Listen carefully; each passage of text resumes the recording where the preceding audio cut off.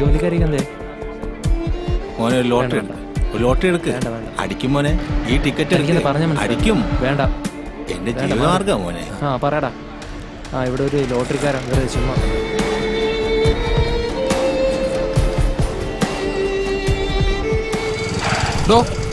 താൻ എവിടെ നോക്കിയാണോ നടക്കുന്നത്? തന്റെ മുഖത്ത് എന്താ കണ്ണില്ലേ? രാവിലെ തന്നെ ഓരോന്ന് ഇറങ്ങിക്കോളും വണ്ടിയുടെ മുമ്പിൽ ചാടാൻ. നിനക്കൊല്ലാം പറ്റുമോടി? എനിക്കൊന്നും പറ്റിയില്ല, നീ വണ്ടി എടുക്കും. എന്റെ വണ്ടിയുടെ മുമ്പിൽ ചാടിയുമ്പോൾ തന്റെ ലോട്ടറി ഞാൻ എടുക്കണം. മാറിക്കണം അങ്ങോട്ട്. ഈ 1.5 കാലം കൊണ്ടാ ഞാൻ എന്റെ കുടുംബം. ഓ മതി മതി, എന്റെ പ്രാരാബ്ദമൊന്നും ഇനി ഇവിടെ വളമണ്ടല്ലാത്തതുകൊണ്ടാ. എന്നാ എനിക്കൊന്നും വേണ്ട തന്റെ ലോട്ടറി, താൻ തന്നെ വെച്ചാ മതി. അല്ലേ മോനെ, ഈ ടിക്കറ്റ് പിടിക്കുക. ഒരു ഭാഗ്യമല്ലേ മോനെ, അടിക്കും. ഇത് തീർച്ചയായും അടിക്കും. എന്നാടി നീ വെച്ചോ. അത് നീ കളഞ്ഞേടി. അയാളുടെ ഒരു ലോട്ടറി.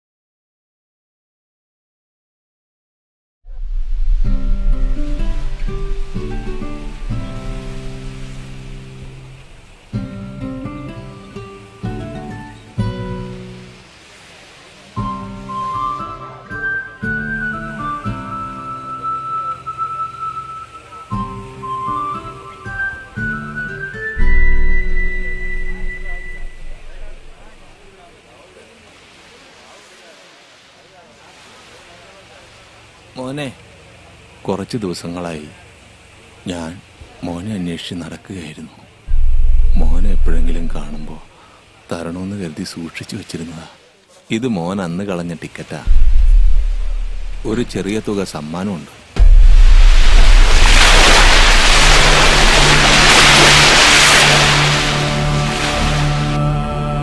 ഇത് ചേട്ടനെടുക്കാമായിരുന്നില്ലേ?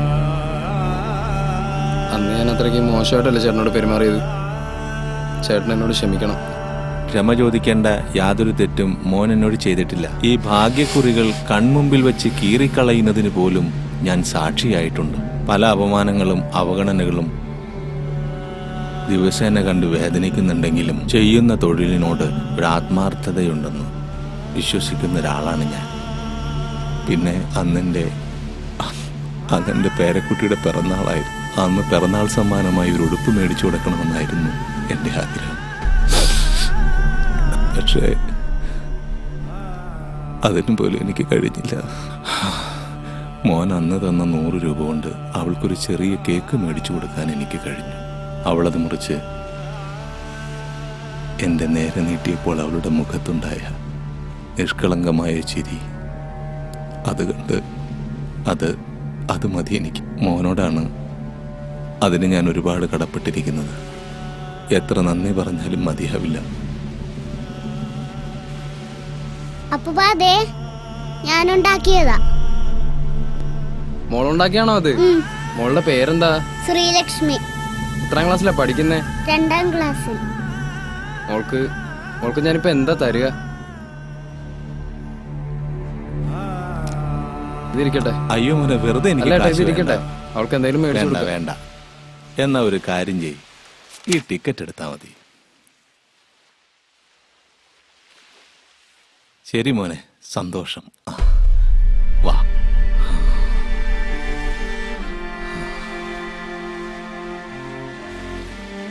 ആരാടാ?